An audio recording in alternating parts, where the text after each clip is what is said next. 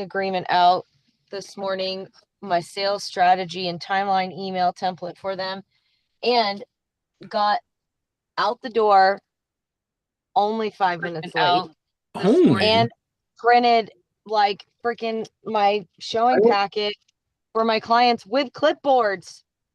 I don't know if this is a good omen or a bad omen. That's a good omen. What? Christina's on camera early. She's out the door in a record time. She's got her brows on. I call this growth. Yeah, I call this Christina finally got her SHIT together with time blocking, and I'm a slow learner. It only took 3 years for me to listen to all the things that Dan says. Progress is progress, okay? 1% every Preach, day. brother. It just took her 973 days. Yeah, it's fine. All right. Other wins, celebrations, something you're just dang proud of. I don't know if I'm proud of this, but I woke up extremely motivated that it pissed me off. You And woke then up it's like, made mad? I was getting mad that I was so motivated. Like it was. Why? Remember that conversation we had at Summit, Dan? I was Yeah. just struggling. I didn't know where to go. That's been in my head all day. Like I've had your voice in my ear all day. Like it's only so for the past 4 hours, it's been yelling at me. But it's not mad that I'm motivated. It's mad that I haven't done anything to get to where I need to be. And I'm mad that I'm not where I want to be or doing what I want to do right now because I got to be responsible. But it's gonna be a What do very you want to productive do? day. What do you want to do besides what you're doing, killing it in your business? Right. But how do I grow? Like my thing is my brain doesn't work like normal brains. I focus on too many things at once and try to achieve all of those at 100% capacity every single time instead of focusing on one thing to build that foundation, then focusing on the next one. I focus on too many things at once. Whereas my wife calls it too many tabs open on the browser. Too many penguins on the iceberg. Yeah. So I find it hard to focus on one area. And most people, I mean, most people have a great sphere, so they just reach out to the sphere. I have little to no SOI, and the people that are like in my phone book, I don't want to talk to because they're not good people. They're like bad people that I used to hang around with in my past that don't want to reconnect. In your phone. Huh? Then they don't need to be in your phone. They're there, so I know not to answer if they try to reach out to me. Touche. I just have trust issues with people. So, and I've never stayed in like being in Sierra Vista this long is like a record for me. I never stayed in one place longer than a year or two. So the fact that I've been here for 6 years this time is kind of a record. So I've never stayed in a place long enough to create a sphere, I guess you could call it. So I can't reach out to a sphere, just, shoot the crap. If I deleted everybody on my phone, only kept the people I talked to, I'd have 4 people in my phone book. I'd be one of them. Yep. I mean, I could be 4 and 5. You just have to have both phone numbers in there. So it's one of those things. What am I going to do today that's going to make a difference for tomorrow? That's a great question we can all ask. Huh? That's a great question we can all ask. Yeah. What is one thing in your life that you have avoided development on? Yeah. That's going to be my focus today. Like That's your my sphere. driving focus. Right. I met Christina about 3 years ago. Actually, probably less than 3 years ago. And I would consider her one of my close friends. It does not take long to build familiarity, relationship. You find people that are like-minded and you want to be around them, you tend to build a relationship. My closest friends, my sphere of influence, if you will, has completely changed every 5 years. The people I talk to, hang out with, go shooting with, go to lunch with, all of these things change. every 3 years. Why do you think that is? Because realtors It drop fits your out. growth. What was that, Chris? I just said it fits your growth. Fits my growth, not theirs. I'm not. Yes, you're right, Trey. Realtors do drop out, but I tend not to spend a lot of time with realtors. I mean, socially. I already spend a lot of time with realtors professionally. And you guys annoy me. Realtors are annoying. You guys are overly happy and excitable and chatty. Obnoxious little squirrels. I'm kidding. I actually love that about most of you. But when it comes to your sphere of influence, right, it's going to match your station in life. I can't talk about investments and businesses and stocks and bonds and all these things with people that are still talking about what they did at the bar last week. My best friend in the world is not at the same station I'm at. I love him to death, but he's a couple years behind.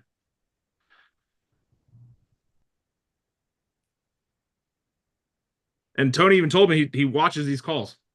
He says, I watch you in the morning on YouTube sometimes. Your Rise and Thrives. And I love that. I love that because he's connecting to it. But Eric, you don't need to have a huge database to have a powerful sphere of influence. What you need to have is focused, purposeful engagement to build a sphere of influence.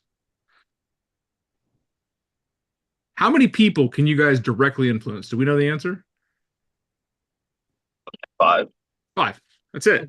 You get about 5. 5 people that you have ultimate authority in decision making. That's because these are the people that you are probably the most like, or they listen to you infinitely above anyone else. Okay. Those 5 people, how many people do they influence? 5. 5 each. So let's hope it's 4 other people.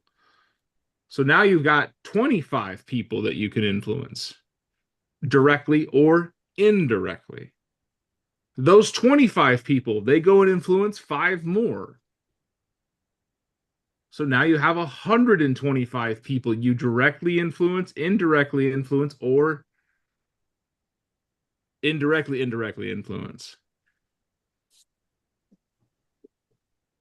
If you knew 125 people, and these people knew you 100%, and they knew you were a real estate badass, they knew you were have your eyebrows on fleek, everything, and you were just the go-to, what kind of business would you have? Big one. Are you Really? actively building a Multi-million pipeline of dollar referrals? one. What was that, Fabs? It's $1 million business. Yeah. 125 people in the MREA. I don't have my book with me. I'm not at my main office, but in the back of the MREA, there's the catalog of people that are in the book. Like it's like a biography of each person that was studied. And I don't know her name, but I do know her business. She's got like 400 to 500 people in her database. And she is a multi-million dollar producer. Is it because she has a massive database, or is it because she's massively engaged with her database? She's engaged with her database. Most of you have enough people in your phone right now to support your living goals. Except for Eric. He's got a bunch of criminals in his phone. We're going to work on that. Most of you have enough people in your world that you can connect with that will connect you with other people to support your living goals. You just failed to create the relationship to do so. Who do you know that I need to know? Great question. Connecting yourself to others is how you build a sphere of influence. It's not so much, oh, these are the people I hang out with, or these people I go to play pickleball with, or these are my bandmates. No, those are your core friends. When I'm talking your sphere of influence, those are the people that are around you that influence you and you influence them. I spend very little time socially with anyone outside of my sphere. Very few people know what's going on in my life personally. 20 of you in the morning plus hundreds of people online every morning know exactly what's happening in my life from what I tell them. But I've got someone I can call that'll tell me, hey, dude, this, and that. All right, I appreciate you saying that. Thanks for keeping me on the line. But then they'll say, hey, I put your number out there. One of my friends wants to buy a house. Great. Influence. And I met that person 2 years ago. 3 now, maybe 3. Right? So I don't care how long you've been where you've been or how short you've been where you've been. When you focus on the one thing, again, if you haven't read the book, I haven't pulled up because I was going to use it as an experiment for Eric because he's like, I've got so many tabs open. I need to focus on one thing. I'm like, well, there's a book about that. When you focus on the one thing that's going to move my business forward, move my relationships forward, move my life forward, and then everything else doesn't matter, you start to find that everything else doesn't matter. So, what's your one thing? What is the one thing that you have been reluctant to do in your business? Is it calling old leads? Is it calling your database? Is it your DTD2? Is it having a database? Is it something so simple that it's confusing you? Success is not difficult when you focus on the right things. Keller Williams likes to say, success is simple, not easy. Bye, Chris. Good luck showing. Chris is going to get an offer in today, new under contract.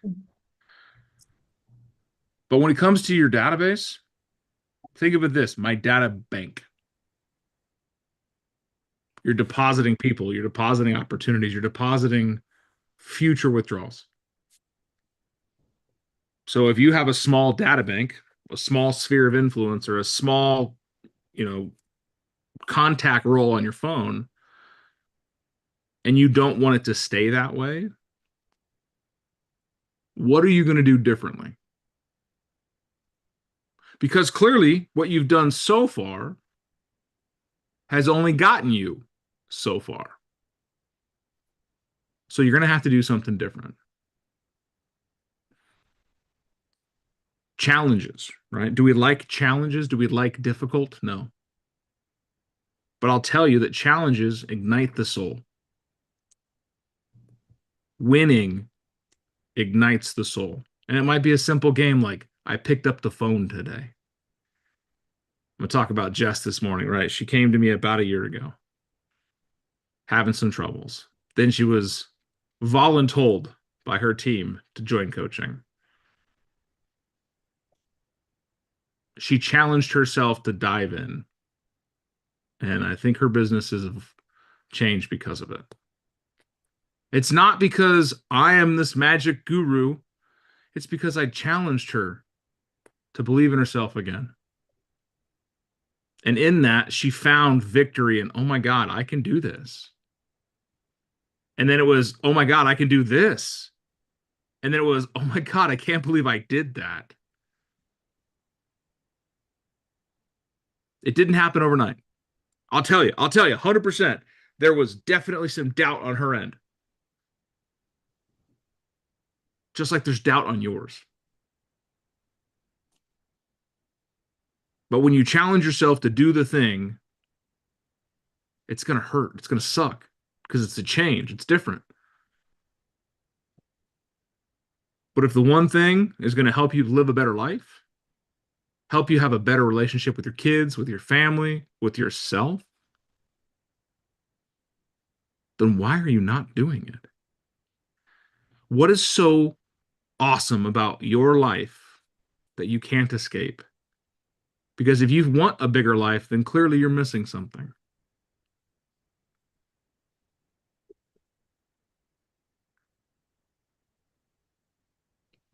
Challenges probably should happen daily. You should do something that makes you uncomfortable every day.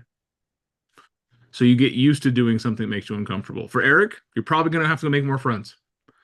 You're going to put yourself into more social situations where you're going to have to get to know people.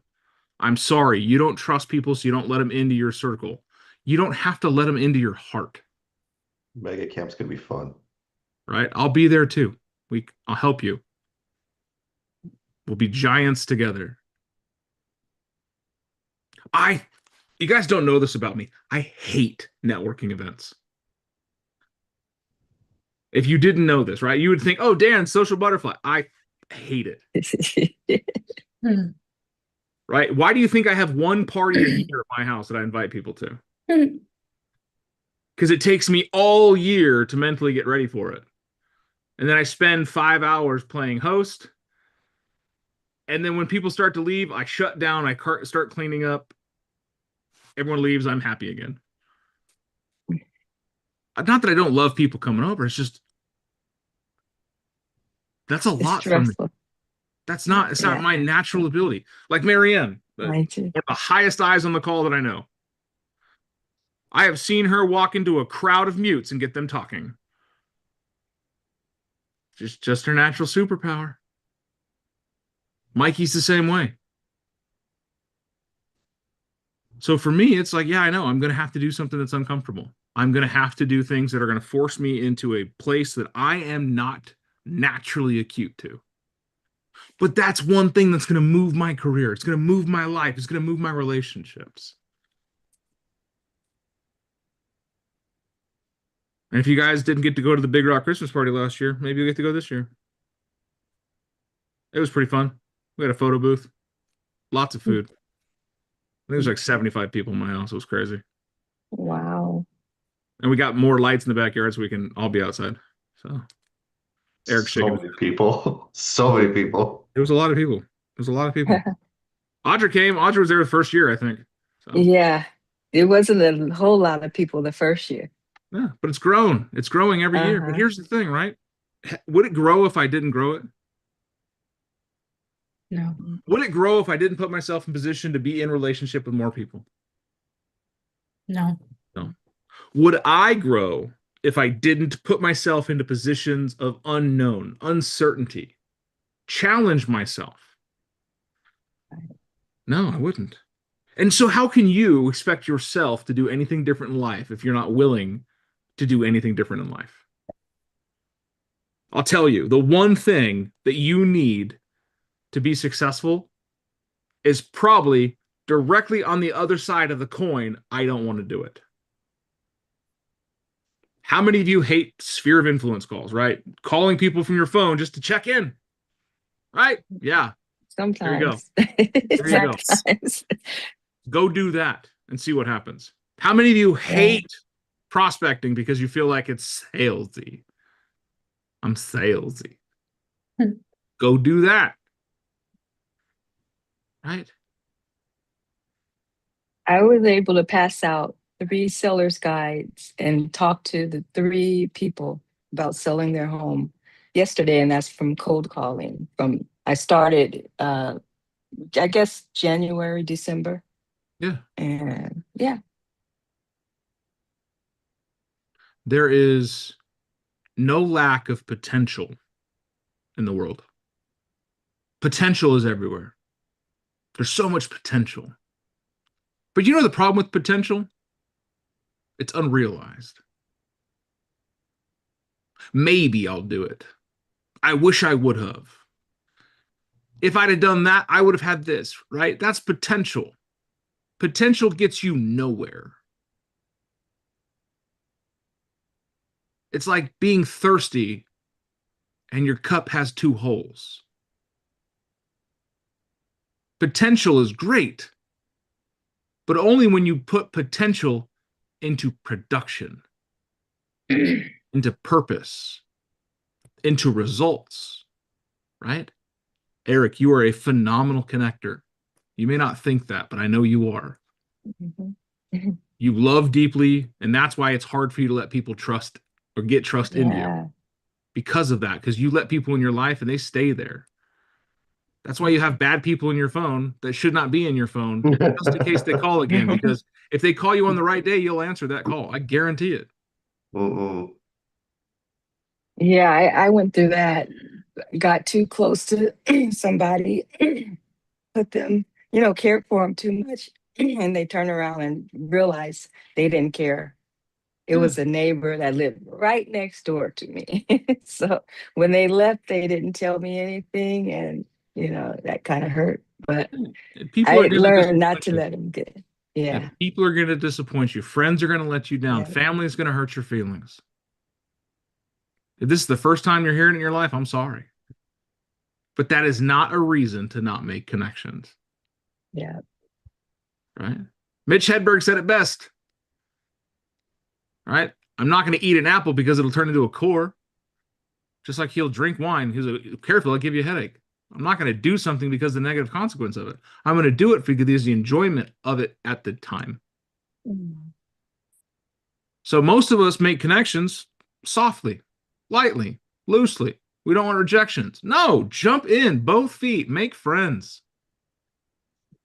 That's what I'm changing a lot this year. I'm social And how has it been naturally. for you so far? Are you seeing an improvement in your life? I am. Weird. Yeah. Weird. Who knew that Fabi was so good at volleyball?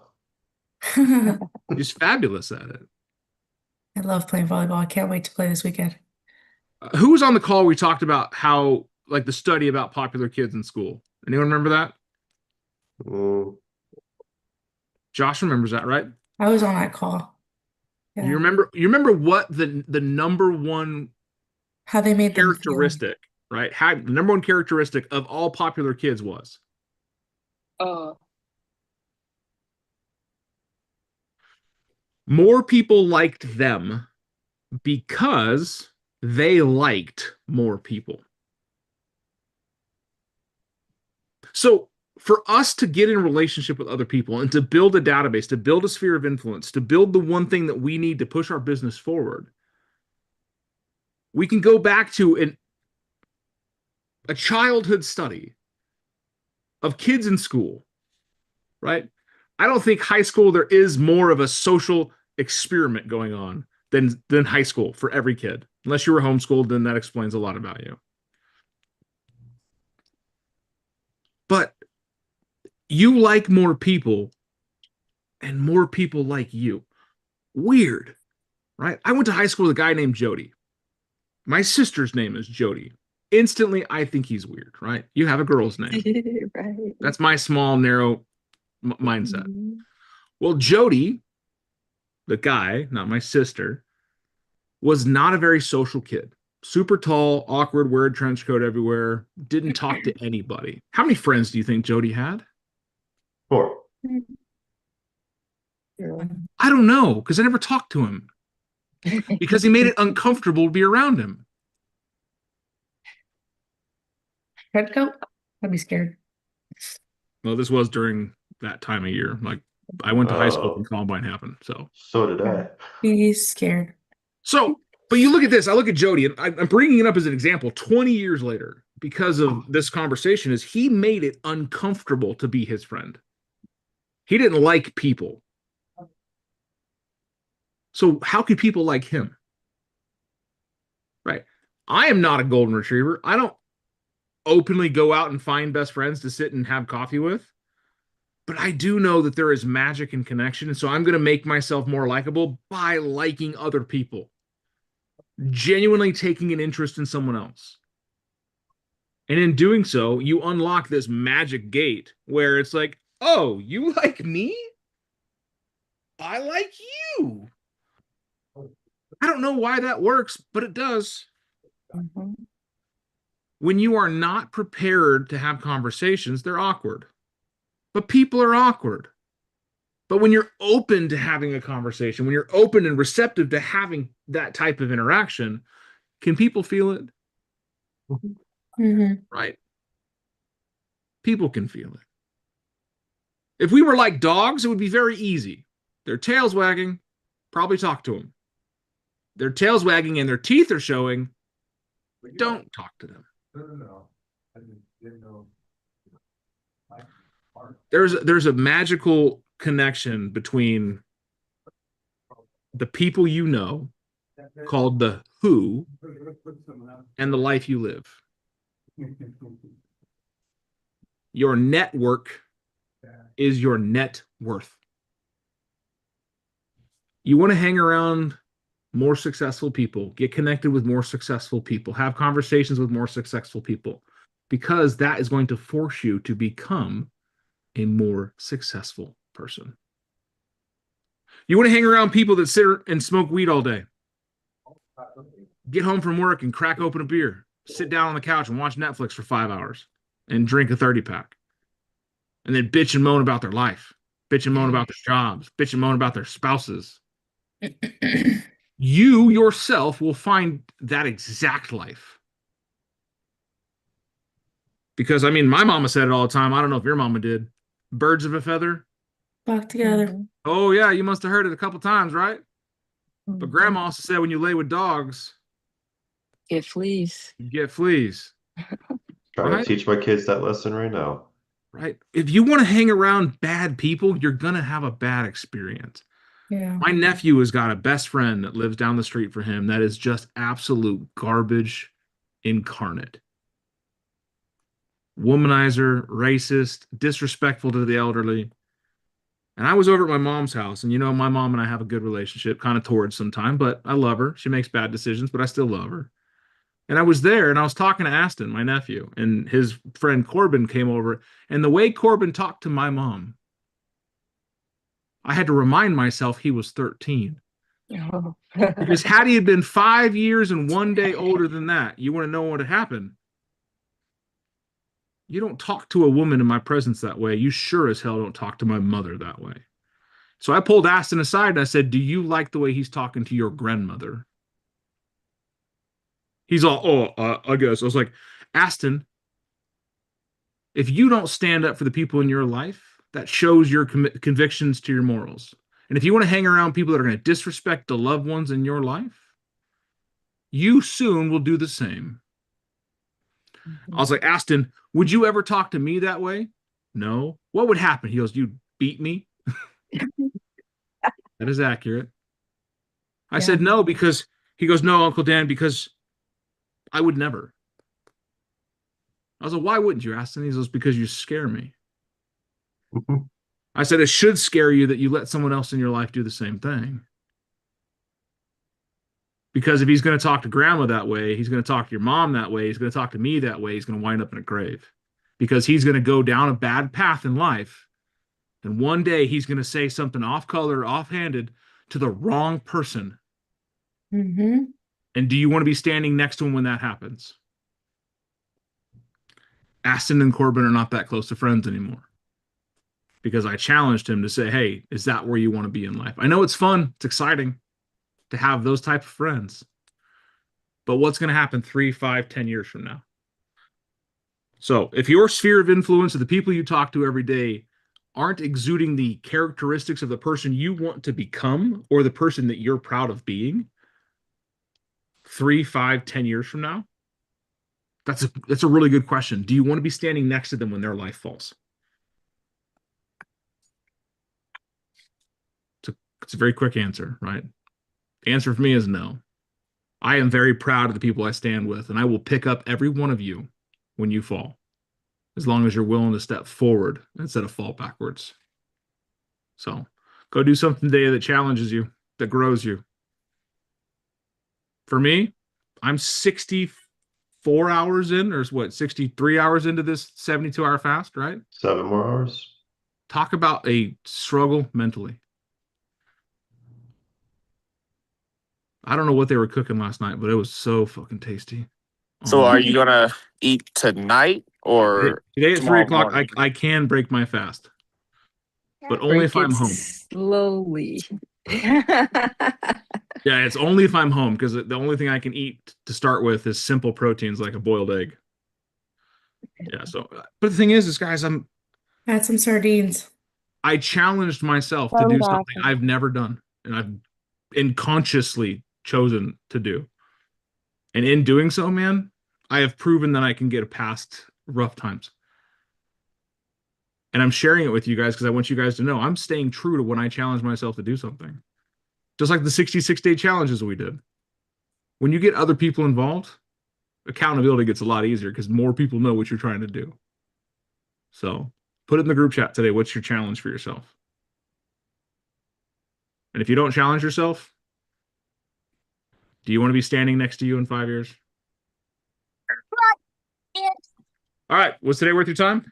Oh, yeah. Yes. Absolutely. Good. No objections to handle today, but the main objections is up here. Mhm. Why are we Okay. doing what we're doing? Go do it. Go find the who you need to get to how you want to live. Because who luck is a good thing. And lucky for you, you got me.